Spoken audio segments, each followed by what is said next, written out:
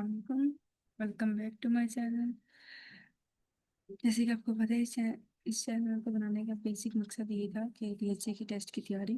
ठीक है, ये हम फिजियोथेरेपी टेस्ट प्रिपरेशन की चैनल बनाया था। बेसिकली हमने इसीलिए बनाया था कि हम डीएचए टेस्ट की अच्छे से अच्छे तरीके से तैयारी कर सके। हमने इस सीरीज में डीएचए के रिकॉल एग्जाम्स पर अपनी फुल लेंथ पेपर डिस्कस किया। आज की ये वीडियो इस सिलसिले की आखिरी वीडियो है जिसमें हम पेपर के बाकी सवाल को कवर करेंगे। उम्मीद है कि आपने पहले तमाम वीडियोस को फॉलो की होंगी और उनसे अच्छी तैयारी की होगी। ठीक, आज की हमारी लास्ट वीडियो है डीएचई रिकॉल एग्जाम के ऊपर। चलिए शुरू करते हैं आज का लेक्चर। आज का मेरा पहला एमसीक्यूज है, which of the following is the use period in order to record durational sign and symptoms pattern. Option C में है आपको नीचे। ऑप्शन ए में है 12, बी में है 24, सी में है 36 एंड डी में है 48। ठीक है, ऑप्शन ए हमारे पास करेक्ट ऑप्शन क्यों नहीं है? क्योंकि 12 hours is one of the half, आधा दिन होता है तो ये कैप्चर नहीं कर सकता पूरे डे को, तो इसमें नाइट साइकिल इन्वॉल्व नहीं होता। कुछ कंडीशंस लाइक एज़मा या अर्थराइटिस हो तो वो वर्सन सिम्टम्स कब देते हैं? रात में देते हैं, तो कुछ बिल्कुल अर्ली मॉर्निंग में देते हैं। ठीक है, तो 12 आवर्स नहीं हो सकता। ठीक है, तो ये हमारे पास डेविडसन मेडिसिन की बुक से लिया गया। अगला हमारे पास ऑप्शन है ऑप्शन 24 आवर्स। 24 आवर्स डियूरनल का मतलब होता है one complete day night cycle. ठीक है, पूरा complete day night cycle 24 hours का। तो 24 आवर्स इंश्योर करते हैं वो डे टाइम और नाइट टाइम चेंजेस को कैप्चर करते हैं। जैसे कि एग्जांपल हम देते हैं कि पीक रेस्पिरेटरी फ्लो रेट है एस्मा पेशेंट का, तो वो कब मेजर होता है? एट द मॉर्निंग और इवनिंग और एंड इवनिंग टू चेक क्या करना, किसको चेक करना? ड्यूरोनल वेरिएशन को। ठीक है, हमारे पास अगला ऑप्शन है 36 और 36 और ये स्टैंडर्ड क्लिनिकल पीरियड नहीं होता। ठीक है, इसके अलावा 48 और जो है तो ये भी यूजफुल होता है लॉन्ग टर्म मॉनिटरिंग, जैसे कि हॉल्टर ईसीजी, बीपी मॉनिटरिंग, इन सब के लिए। तो हमारे पास इन सब में सबसे करेक्ट ऑप्शन क्या होगा? Option B. अगला हमारे पास एमसीक्यूज है, which of the following is an example of first class lever. इसका जो करेक्ट ऑप्शन है वो है ट्रेपीजियस। ठीक है, ये भी एनएचसी के बुक से लिया गया है। सोलियस मसल क्यों नहीं हो सकता? क्योंकि सोलियस एक्ट कहाँ कर रहा होता है? एंकल पर, प्लांटर फ्लेक्शन पर। ठीक है, ये सेकंड क्लास लीवर होता है। हमने कौन सा बताना है? First class liver. ट्रेपीजियस क्या होता है? ये नेक एक्सटेंशन के लिए इन्वॉल्व होता है। ये वर्क कहाँ कर रहा होता है? अराउंड एटलेंट ऑसिपिटल ज्वाइंट के। ठीक है, इसमें तो ये हमारे पास कौन सा हुआ? ये हमारे पास फर्स्ट क्लास लीवर है, फर्स्ट क्लास लीवर। हैमस्ट्रिंग क्या है? ये फ्लेक्स करके नी को रेफर, इसकी कहाँ अप्लाइड होती है? Fulcrum, between fulcrum and load. तो ये थर्ड क्लास लीवर है। ब्रेकोरेडियलिस है, इसमें एल्बो की एक्सटेंशन होती है और ये एफर्ट कहाँ होती है? Between fulcrum and the load. तो ये भी हमारे पास क्या है? Third class lever. तो हमने फर्स्ट क्लास लीवर बताना था, तो हमारे पास करेक्ट ऑप्शन क्या हो गया? Option B. अगला हमारे पास एमसीक्यू स्नैरो बेस्ड आया हुआ है। 44-year-old woman present to the clinic with the left ankle pain before a week ago. The physical therapist applies the measurement of the ground reaction force of the ankle joint. Where does the ground reaction force pass at the heel strike during the normal gait? सबसे पहले उसने option दिया lateral. Lateral में GRF stand for ground reaction forces वगैरह। ये describe करी होती है रिलेशन किसके साथ? सैजिटल प्लेन के साथ, लेटरल के साथ नहीं होता हील स्ट्राइक में। तो ये हमारे पास करेक्ट ऑप्शन है। सेंट्रल में क्या होता है? ये सेंट्रली अलाइन नहीं करी होती हील स्ट्राइक के साथ, और ये कहाँ होती है? Behind the ankle joint. तो ये भी करेक्ट ऑप्शन नहीं है। एंटीरियर है तो जीआरएफ जो है ना वो एंटीरियर हो जाता है कब? मिड स्टांस में। और ये भी कहाँ नहीं होता? हील स्ट्रिक पर हील स्ट्राइक पर नहीं होता। सबसे लास्ट ऑप्शन हमें दी है पोस्टीरियर। पोस्टीरियर हमारे पास करेक्ट ऑप्शन है क्योंकि at the heel strike GRF है वो पासिस कर रही है तो posterior to the ankle joint और प्रोड्यूस क्या करती है? Plantar flexion movement. तो हमने एंकल जॉइंट के ऊपर बताना था। हमारे पास करेक्ट ऑप्शन क्या हो गया? Option D. ये भी एनाटॉमी की बुक से ले गया। अगला हमारे पास एमसीक्यूज है, which of the following is associated with the property of to assume a greater length than the pre-stretch state. Elasticity. Elasticity क्या होती है? Ability of a tissue to, to return its original length after being stretched. ये tissue की वो ability of tissue जो कि क्या करते हैं? रिटर्न कर देते हैं ओरिजिनल लेंथ में जब उसको स्ट्रेच किया जाता है। प्लास्टिसिटी क्या होती है? Ability of the tissue assume करना, क्या करना? Greater length after stretch. ठीक है, जिसमें हमारा परमानेंट डिफॉर्मेशन एग्जांपल के तौर पे आ सकता है। फ्लेक्सिबिलिटी क्या होती है? Functional capacity of a joint क्या करना? मूव टू मूव फ्रीली, और डिपेंड किसके ऊपर होते हैं? एक्सटेंसिबिलिटी ऑफ द मसल्स के ऊपर। और एक्सटेंसिबिलिटी क्या होती है? Ability of a tissue to stretch और लेंथ, स्ट्रेच होना था। अब उसने हमें क्या बताया कहाँ पे? जहाँ पे greater length to pre stretch, तक इसकी डेफिनेशन से हमें आइडिया हो गया। तो इसमें हमारे पास करेक्ट ऑप्शन क्या है?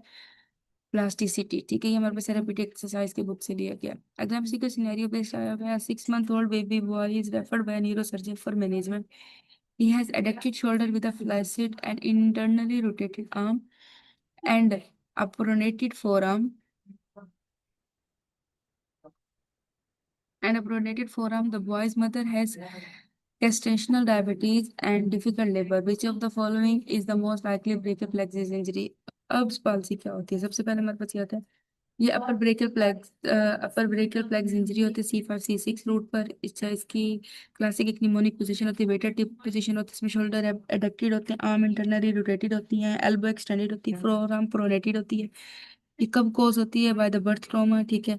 और ये जो प्रेजेंटेशन हमने बेबी की बताई हुई है उसके अकॉर्डिंग हमारे पास करेक्ट ऑप्शन क्या बनता है? अर्ब्स पाल्सी। क्लम्स पाल्सी क्या होती है? लोअर ब्रेकियल प्लेक्सिस इंजरी होती है, C8 to T1, ठीक है। अगर कोई क्लम्स के ऊपर आ जाता है तो इसलिए मैंने इन्फॉर्मेशन देती जाऊँ। उसमें क्या होती है? वीकनेस हो जाती है इंट्रिंसिक हैंड मसल की, इसमें क्लॉ हैंड हो सकता है, ठीक है। और इसमें T1 इंजरी की वजह से हॉर्नर सिंड्रोम हो सकता है। इसके अलावा ब्रेकर प्लेक्सी सिंड्रोम हो सकता है, ठीक है। ब्रेकर प्लेक्सिस और उसने हॉर्नर सिंड्रोम का आगे बताया हुआ है, ठीक है। क्लम्स पाल्सी में क्या होती है? वीकनेस हो जाती है इंट्रिंसिक हैंड मसल की, तो ये भी हमारे पास सी नहीं है अकॉर्डिंग टू द स्टेटमेंट। अच्छा, हॉर्नर सिंड्रोम है तो ये भी डिस्क्राइब नहीं है कि इसके अंदर, ना कि ब्रेकियल प्लेक्स सिंड्रोम। तो हमारे पास करेक्ट ऑप्शन क्या हो गया? ऑप्शन है। अगला हमारे पास एमसीक्यू है। Clinical examination by the physiotherapist reveals the weakness of the finger and the wrist dorsiflexor muscle. Which of the following nerve is involve, ठीक है। वीकनेस है फिंगर एक्सटेंसर्स की, वीकनेस है डोर्सिफ्लेक्सर की। जब डोर्सिफ्लेक्शन ऑफ द रिस्ट होता है plus extension of the finger होती है, ये कंट्रोल किससे हो रही होती है? तो रेडियल नर्व से। हमारे पास करेक्ट ऑप्शन क्या आ गया? निमोनिक से याद रख लेना, तो ये रेडियल नर्व। अल्नर नर्व क्या होती है? सप्लाईज करती है, सप्लाई क्या करी थी? इंट्रिंसिक हैंड मसल को। और फैक्टर कार्पाई अल्नरिस में इसकी इंजरी की वजह से क्या हो सकता है? क्लो हैंड हो सकता है, ठीक है, जो हमने ऊपर पढ़ा अभी। इसके अलावा हमारे पास मीडियन नर्व है, तो ये सप्लाईज करते हैं फोर आर्म और थिनार मसल्स को, ये भी नहीं हो सकता, ठीक है। स्पाइनल सर्जरी है तो ये भी क्या सप्लाईज कर देता है? पीसी और क्लीडोमास्टोइड। तो अकॉर्डिंग टू द क्वेश्चन और बस करेक्ट ऑप्शन क्या है? Option B. अगला हमारे पास एमसीक्यू है। When evaluating forearm muscle, the therapist asks the patient to flex the elbow with the forearm in neutral position. Which of the following muscle is the therapist evaluating? Patient asked to flex the elbow with the forearm in a neutral position, ठीक है। अब इसकी classic resting position क्या हो सकती है? ब्रेकोरेडियलिस की। पहले है ऑप्शन ए। ऑप्शन ए में इसमें क्या करते हैं? इसमें हम असिस्ट करते हैं एल्बो के एक्सटेंशन को, note the flexion. Option B हमारे पास क्या है? बाइसेप ब्रेक है। इसमें क्या करते हैं हम? एल्बो फ्लेक्सर मेन होते हैं और ये फोर आर्म क्या होते हैं? सुपिनेटेड होते हैं, ठीक है। ब्रेको रेडियलिस थर्ड ऑप्शन। इसमें क्या कर सकते हैं? बेस्ट टेस्टेड किसके लिए होता है? Elbow, when elbow flexion is perform किसके साथ? With the four arm in neutral position, ठीक है। स्टेबलाइज एंड फ्लेक्स कर देता है एल्बो को स्ट्रांगली। और फ्लेक्सर डिजिटोरम प्रोफंडस है तो फ्लेक्सिस डिजिटल फ्लेंजेस की, तो ये फिंगर्स के ऊपर होते हैं, nod on the elbow flexor. तो अकॉर्डिंग टू द स्टेटमेंट हमारे पास करेक्ट ऑप्शन क्या हो गया? Option C. ये भी हमारे पास एनाटॉमी की बुक में लिया गया। बेसिकली आज का जो टॉपिक है ना, आज के जितने एमसीक्यूज रहते हैं इसमें हम सारे तकरीबन ही हमारे पास सारी बुक से कवर हो जाएंगे, चाहे therapeutics, electrotherapy, neuro anatomy, anatomy, physiology, pathology, kinesiology, सब कुछ आ जाएगा, ठीक है। और इसके साथ साथ जो चीज़ ये है, जो फिजिकल बच्चे क्लासेस लेंगे, एक सेशन को ज्वाइन करेंगे ऑनलाइन, के साथ साथ जो फिजिकल लेंगे उनको हम free of cost study material भी प्रोवाइड करेंगे। अगला हमारे पास एमसीक्यू है। Which of the following nerve injury is a condition in which the both axon and the sheath of the nerve are the destroyed? ये एमसीक्यू रिसेंटली पहले भी हमने पिछले सेकंड लास्ट या थर्ड लास्ट लेक्चर में किया था। तो इसमें हमारे पास करेक्ट ऑप्शन क्या है? Option C.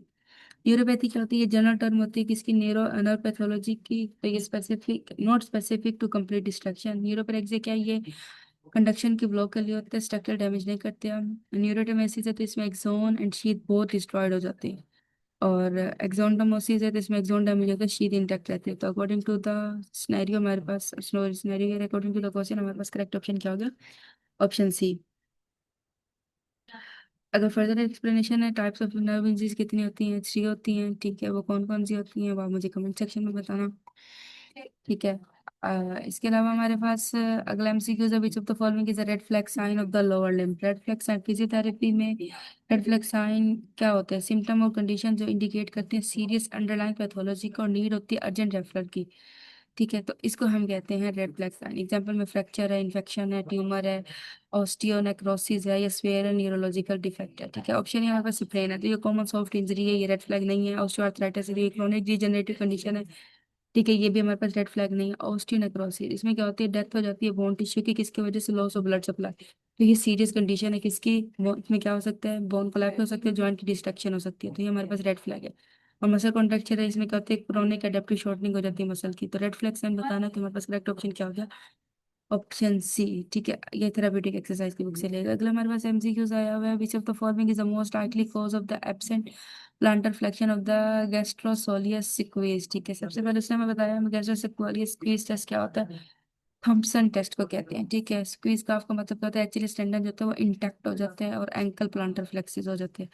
अगर कोई प्लांटर फ्लेक्शन नहीं होता तो एक्चुअली स्टेंडन क्या होता है, वो रप्चर्ड हो जाते हैं। अब सबसे पहले ऑप्शन के एनालिसिस कर लेते हैं। सबसे पहला ऑप्शन है एंकल स्प्रेन। एंकल स्प्रेन क्या होता है, इसमें इन्वॉल्व होते हैं लिगामेंट, एक्चुअली स्टेंडन इन्वॉल्व नहीं हो रहा था, तो ये ऑप्शन करेक्ट नहीं है।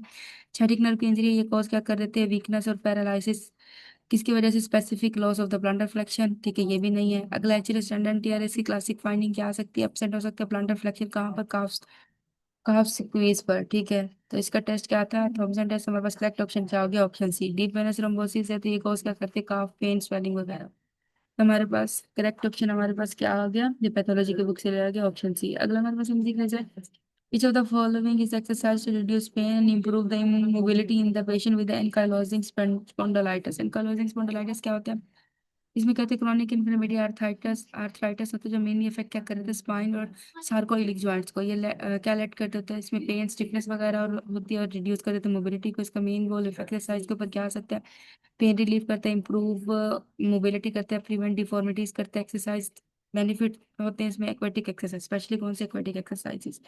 तो नाम से मसल गया, इसके मेन गोल में सबसे क्या है, एक्वेटिक एक्सरसाइज सबसे अच्छी होती है। तो हमारे पास करेक्ट ऑप्शन क्या गया, ऑप्शन है।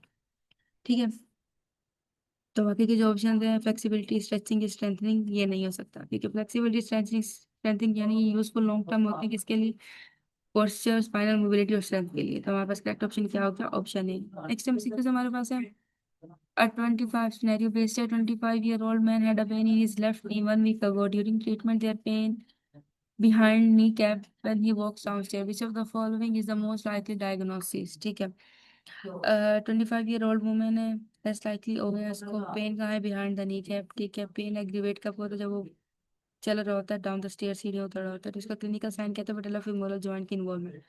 नी ऑस्टियोआर्थराइटिस पहला ऑप्शन है, ये मोर कॉमन होता है ओल्डर एज में। पेन इसका क्या होता है, डिफ्यूज, स्टिफनेस वगैरह होती है, और ये बेस्ट नहीं होता, 20, नॉट द बेस्ट फिट किसके लिए, फॉर 25-year-old। तो ये करेक्ट ऑप्शन है। अगला हमारे पास क्या है, कॉन्ड्रोमेलेशिया पेटेला, इसमें सॉफ्टनिंग या डिजनरेशन हो जाती है कार्टिलेज के अंडर पेटेला।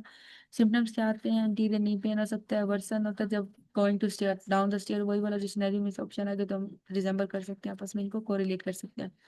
पेन लोकलाइज कहाँ थे, बिहाइंड द पेटेला, और ये फिट कर रहा है परफेक्टली। तो हमारे पास करेक्ट ऑप्शन क्या होगा, option B, anterior cruciate ligament है, ये प्रेजेंट क्या होते हैं विद इंस्टेबिलिटी, स्वेलिंग वगैरह। ये भी हमारे पास करेक्ट ऑप्शन है। मीडियल कोलेटरल लिगामेंट, इसमें भी पेन टेंडरनेस होती है मीडियन नर्व नी के ऊपर, तो ये भी हमारे पास करेक्ट ऑप्शन नहीं है। तो हमारे पास करेक्ट ऑप्शन क्या हो गया, ऑप्शन बी। ये भी पैथोलॉजी की बुक से लिया गया है। अगर हमारे पास MCQs, one of the common feature of ultrasound is that it produced the greater rise in the temperature in the skeleton muscle because it mostly form which of the following। ठीक है, protein, adipose, endothelial cells, connective tissue.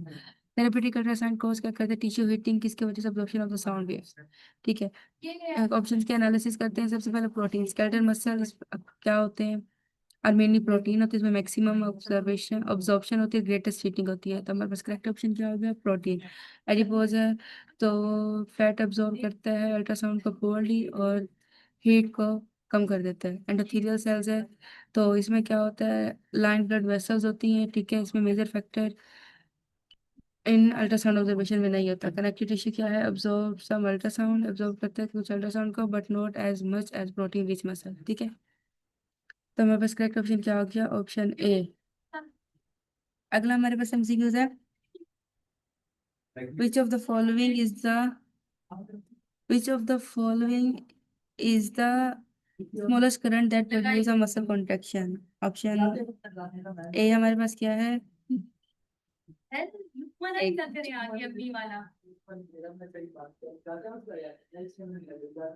उसको पता भी नहीं है क्या attendance लगती है यार। अच्छा, हमारे पास इसमें हमारे पास ऑप्शन ए क्या है, राइबोज। ठीक है, option B, option C, option D. तो अकॉर्डिंग टू द स्टेटमेंट हमारे पास करेक्ट ऑप्शन क्या आ सकता है, ऑप्शन ए। उसकी रीजन मैं बताती हूँ।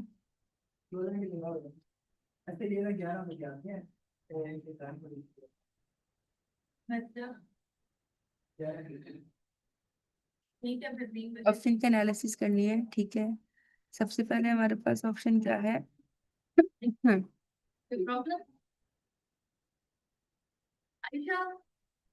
रियो बेस, ठीक है। रियो बेस क्या होता है?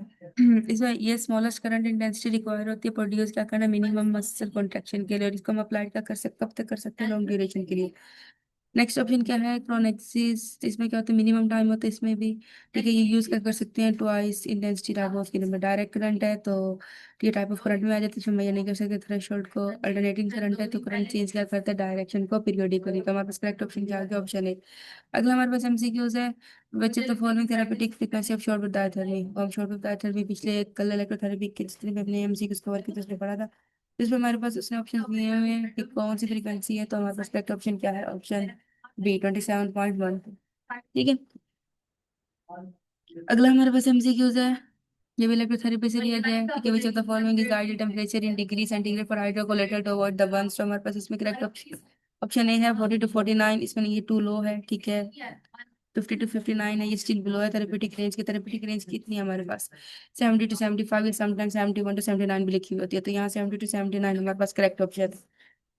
इसके अलावा 90 to 99 है, तो ये टू हॉट है, high risk of the burn इसमें हो सकते हैं। अगला हमारे पास एमसीक्यू है। What is the type of electrical current that is used during the iontophoresis? Iontophoresis क्या होते हैं? ये टेक्निक होती है जो डिलीवर क्या करती है मेडिकेशंस को, कहाँ से? Through the skin using electric current, ठीक है। इसमें हमारे पास पहला ऑप्शन क्या है? अल्ट्रासोनिक, ये रेफर करते हैं फोनोफ्रोसिस को। अगला है सेकंड ऑप्शन है डायरेक्ट करंट। ये करेक्ट है क्योंकि ये कंटिन्यूस करते हैं डायरेक्शनल करंट को यूजिंग क्या? आइनोफ्रोसिस, ठीक है। गैल्वेनिक करंट है, ये भी सेम एज डायरेक्ट करंट होता है, बट ये अनदर टर्म होती है किसकी? कॉन्टिन्यूस डायरेक्ट करंट की। तो हमारा इसका मतलब ये है कि बहुत बी और सी जो है ना वो इनका मतलब सेम है, बट मोस्ट एमसीक्यूज में जो स्टैंड करते हैं ना ऑप्शन करेक्ट, वो ऑप्शन बी करते हैं, ठीक है। अगर दोनों ऑप्शन आ जाए तो आपने ऑप्शन बी को करेक्ट करना है। और लो फ्रीक्वेंसी टेंस है, ये यूज किसके लिए और होता है? पेन मॉड्यूलेशन के लिए, नॉट द ड्रग डिलीवरी। अगला हमारे पास एमसीक्यू है। Which of the following is the minimum separation in centimetre of the rectus abdominis muscle in pregnancy that is considered clinically significant? 1 2 3 4। अब इसमें हमें क्या है? डायस्टेसिस रेक्टा प्रेगनेंसी में इसकी डेफिनेशन के सेपरेशन हो जाना रेक्टस एब्डोमिनस मसल की अलोंग किसकी? लीनिया एल्बा, ठीक है। अब इसके क्या मोस्ट रेफरेंस एग्री करते हैं? ग्रेटर देन या लेस? ग्रेटर देन होगा 2 सेंटीमीटर तो ये कंसीडर करते हैं क्लिनिकल सिवियरिटी, और लेस देन होगा तो इसमें सेपरेशन होती है। कैन बी नॉर्मल और नॉट फंक्शनली प्रॉब्लमेटिक। 1 सेंटीमीटर है, टू स्मॉल है, इसमें नॉर्मल वेरिएशन हो सकती है। 2 सेंटीमीटर वाइल्ड एक्सेप्टेड है किसके लिए? थ्रेशोल्ड क्लिनिकल सिग्निफिकेंट के लिए। 3 सेंटीमीटर है, सिवियर सेपरेशन हो सकती है but significant start earlier. 4 centimetre तो ये एडवांस में चला जाता है। तो हमारे पास करेक्ट ऑप्शन क्या होगा? Option B. नेक्स्ट हम सीक्वेंस हमारे पास है। Which of the following is the most likely age in month for an infant the बच्चा जो होता है to differentiate between family and the stranger? 5 6 7 8। 5 months में क्या होती है? बहुत जल्दी है, वो एक्सेप्ट नहीं कर सकता पीपल को। 6 मंथ में होता है उसको क्लियरली साइन रिकग्नाइजेशन फैमिली की हो जाती है, इवन के स्ट्रेंजर्स की भी, स्ट्रेंजर्स और फैमिली के दरमियान। 7th मंथ भी एक्सेप्टेबल हो सकता है कुछ टैक्सीज के अंदर। और 8 में क्या है? इसमें वेल एस्टेब्लिश है, नोट द अर्लियर ऑनसेट। तो कहीं पे अगर 6 और 7 मतलब बी एंड सी दोनों ऑप्शन आ जाए तो आपने ज्यादातर दोनों एक्सेप्टेबल हो सकते हैं, बट पहले आपने ऑप्शन बी को ही करेक्ट करना है, 6 वाले को। अगला एमसीक्यू हमारे पास है। Which of the following is the most common cause of the orthostatic hypotension during the pregnancy? Orthostatic hypotension क्या होता है? Drop in the blood pressure कब? ऑन स्टैंडिंग अप और कॉजिंग डिजीनेस या फेंटनेस वगैरह, ठीक है। प्रेगनेंसी में क्या होती है? मोस्ट कॉमन कॉज इसकी मैकेनिकल कंप्रेशन हो जाती है इंफीरियर वेना कावा की बाय द ग्रेविड यूट्रस, और स्पेशली व्हेन द वुमन, कब? जब woman lies in spine position. ये रिड्यूस करती है वेनस रिटर्न को, डिक्रीज कर देती है कार्डियक आउटपुट को, और हाइपरटेंशन हो जाती है, तो हम इसको स्पाइन हाइपोटेंसिव सिंड्रोम भी कहते हैं। एनीमिया का होती है कॉमन होता है प्रेगनेंसी में, और ये कॉज करता है जनरलाइज फटीग को, तो ये ऑर्थोस्टेटिक हाइपोटेंशन में नहीं आ सकता। इसके अलावा रिड्यूस ब्लड फ्लो है तो ये कॉज करता है, कुड हैपन कब होता है? जब आईवीसी इंफीरियर वेना कावा की कंप्रेशन हो जाती है। रिड्यूस हार्ट रेट है तो प्रेगनेंसी यूजली एसोसिएटेड हो जाती है किसके साथ? इंक्रीज हार्ट रेट के साथ। इंफीरियर वेना कावा तो ये डायरेक्ट और most common well recognised cause है किसकी? ऑर्थोस्टेटिक हाइपोटेंशन की। तो हमारे पास करेक्ट ऑप्शन क्या होगा? Option D. अगला हमारे पास एमसीक्यू है। Which of the following is the most effective for prevention intervention in the elderly population? ठीक है। Medicine view, balancing exercise, individual programme या स्ट्रेंथिंग एक्सरसाइजेज, ठीक है। फॉल प्रिवेंशन क्या हो सकती है इसमें? मसल वीकनेस हो सकती है, बैलेंस इंपेयरमेंट हो सकते हैं, अच्छा मेडिकेशंस, ठीक है, इसके अलावा इन्वायरमेंटल हैजर्ड्स, ये सारा कुछ, ठीक है। अगला हमारे पास क्या है? इधर हमारे पास ऑप्शंस क्या है? एनालिसिस करेंगे तो मेडिसिन रिव्यू ये इंपॉर्टेंट है, बट सफिशिएंट अलोन अकेले के लिए सफिशिएंट मोस्ट इफेक्टिव नहीं है। बैलेंस ट्रेनिंग है, ये भी इफेक्टिव है, बट ज़्यादा नहीं है, ठीक है। इंडिविजुअल प्रोग्राम है, इंडिविजुअल प्रोग्राम क्या है हमारे पास इसमें? बेस्ट बेस्ट आंसर हमारे इंडिविजुअलाइज प्रोग्राम इसलिए हो सकते हैं क्योंकि इसमें कम्बिनेशन ज़्यादा थी, किस किस की medication review, balance training, strength, home safety, vegan check वगैरह सब कुछ। तो हमारे पास सबसे करेक्ट ऑप्शन क्या हो गया? Option C. अगला हमारे पास एमसीक्यूज है, which of the following is the most likely cause of pregnancy gait including increase external hip rotation, ठीक है। जो प्रेगनेंसी में होते हैं वो में डेवलप करते हैं वेडलिंग गेट करती है, इसमें फीचर्स का इंक्रीज कर देना external hip rotation, wider base of the sport, और इंक्रीज कर देना लंबर लॉर्डोसिस को, ठीक है। तो हमारे पास पहला ऑप्शन है पेन। पेन में alter get but waddling pattern pregnancy में प्राइमरली नहीं करता, किसकी वजह से? पेन की वजह से।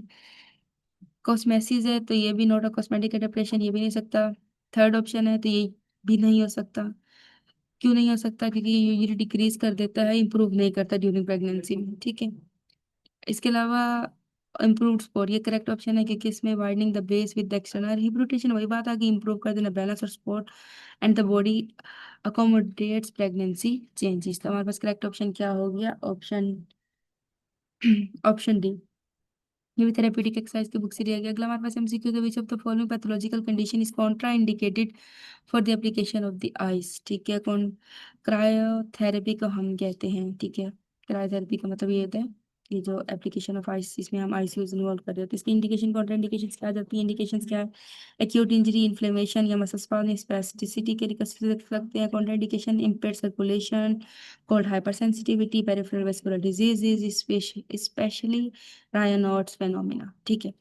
ऑप्शन ए क्या है? Spasticity. Ice can help, usually help करती है रिड्यूस स्पास्टिसिटी, ये हो सकता है। मसल स्पास में क्रायोथेरेपी इसमें भी इंडिकेटेड है टू डिक्रीज क्या कहते हैं, डिक्रीज मसल स्पास। उसने बताया कॉन्ट्रा इंडिकेटेड, तो हमने कॉन्ट्रा इंडिकेशन और इंडिकेशन निमोनिक्स में याद कर लेनी। तो कॉन्ट्रा इंडिकेशन में पता चल गया था रायनॉट्स फेनोमेना, तो रायनॉट डिजीज का हमारे पास करेक्ट ऑप्शन है, क्योंकि कॉन्ट्रा इंडिकेशन है क्रायोथेरेपी की। अगला हमारे पास एमसीक्यूज है, scenario based. 36-year-old woman comes to physical therapy clinic with the right heel pain for 3 months. The physical therapist decide to do a gait analysis to this patient. Which of the following is the most appropriate step length? Distance between two consecutive foot length, distance between two consecutive heel strike, distance between consecutive foot flat by the same leg, और last option है distance between the two consecutive heel strike by the same leg. Step versus STRIDE length. Step length क्या होती है? Distance जो किसके दरमियान होता है? Successive point of the initial contact और ऑपोजिट फीट के दरमियान, जैसे राइट हील स्ट्राइक करती है लेफ्ट हील स्ट्राइक को। स्ट्राइड लेंथ क्या होती है? डिस्टेंस जो कि सक्सेसिव हील स्ट्राइक और द सेम फुट, उसमें अपोजिट फुट तो इसमें सेम फुट, जिसमें राइट हील स्ट्राइक ही राइट हील स्ट्राइक को ही कर रही होगी। तो ऑप्शन दोनों कंसेक्टिव सेम स्ट्राइक्स आ सकती हैं, तो उसमें डेफिनेशन से हमें स्ट्राइड और स्ट्राइड के लेंथ से पता चल गया। तो हमारे पास करेक्ट ऑप्शन क्या हो गया? Option B. आज की वीडियो का हमारा और डीएससी रिकॉल एग्जाम के फुल लेंथ पेपर का आज का हमारा लास्ट एमसीक्यूज है। A 44-year-old woman present to the clinic with a left ankle pain before a week ago. The physical therapist applies a measurement of the ground reaction force of the ankle joint. Where does the ground reaction force pass at the heel strike during the normal gait? Lateral, central, anterior, posterior. Ground reaction पहले ऊपर हम पढ़ चुके हैं, ठीक है। इसका कोई स्टार्ट की स्लाइड्स में था इसका एमसीक्यूज। लेटरल में क्या होते हैं? जीआरएफ पासिस करते लेटरल टू द हील और इनिशियल कांटेक्ट। सेंट्रल में वही था, note that the heel strike पर। एंटीरियर क्या करती है? इस GRF is posterior to ankle joint at the heel strike. तो हमारे पास उसने बताया कि जहाँ पे ग्राउंड रिएक्शन फोर्सेस पास कर रही होती है हील स्ट्राइक पे, तो वो क्या है हमारे पास? लेटरल। लेटरल में हमारे पास जीआरएफ पासिस करती है lateral to the heel at the initial contact. तो ये था हमारा आज का लास्ट एमसीक्यूज, ठीक है। तो इसके साथ साथ ही हमारे डीएससी रिकॉल एग्जाम पर मबनी फुल लेंथ पेपर का ये सिलसिला मुकम्मल होता है। उम्मीद है ये पूरी सीरीज आपके लिए फायदेमंद साबित हुई होगी और आपकी तैयारी मजीद मजबूत होगी। अगर आपने पहले वीडियोस मिस की हैं तो ज़रूर देखें ताकि कंप्लीट प्रिपरेशन हो सके। चैनल को सब्सक्राइब करें, वीडियो को लाइक करें और शेयर करें और दुआओं में याद रखें। इंशाल्लाह अगली वीडियोस में हम नए और इम्पोर्टेंट टॉपिक्स के साथ हाजिर होंगे। तब तक के लिए अपना ख्याल रखें। Stay blessed, stay motivated, take care, अल्लाह हाफिज।